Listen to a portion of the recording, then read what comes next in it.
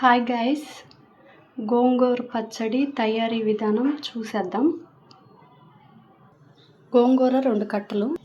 వేసుకునే పదార్థాలు: ఎండుమిరగాయలు, చింతకాయ తొక్కు కొంచెం, ధనియాలు, జీలకర్ర, వెల్లుల్లిపాయి, కొంచెం పసుపు. తాలింపులోకి కావాల్సినవి 4 ఎండుమిరపకాయలు, తాలింపు గింజలు, ఉల్లిపాయ 3 ఉల్లిపాయలు. ఫస్ట్ గోంగూర వేసేసుకుందాం గిన్నెలోకి.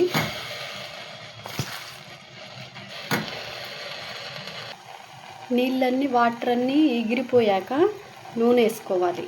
1 గంట.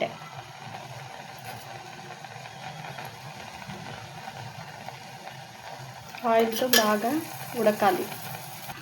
ఎండుమిరకాయలు ఆయిల్ వేసుకొని వేయించుకోవాలి. కొంచెం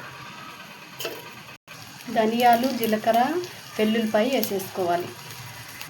దీంట్లోనే చింతకాయ తొక్కు కానీ వేసేసుకోవాలి. కొంచెం వేగిపోయాలి. ఇవన్నీ మిక్సీ పట్టేసుకుందాం. ఇప్పుడు గోంగూర వేసేసి మిక్సీ పట్టుకోవాలి. సరిపడినంత సాల్ట్. ఆయిల్ వేడెక్కిపోయింది. ఇప్పుడు తాలింపు గింజలు వేసేసుకుందాం. ఇప్పుడు ఉల్లిపాయ వేసేసుకుందాం. పసుపు కానీ వేసేసా. ఉల్లిపాయలు బాగా ఫ్రై అయ్యాయి. ఇప్పుడు పచ్చడి వేసేసుకోవాలి. చూడండి, గోంగూర పచ్చడి రెడీ అయిపోయింది. వేడి వేడి అన్నంలోకి చాలా బాగుంటుంది. ఇలా ట్రై చేయండి. Like and subscribe.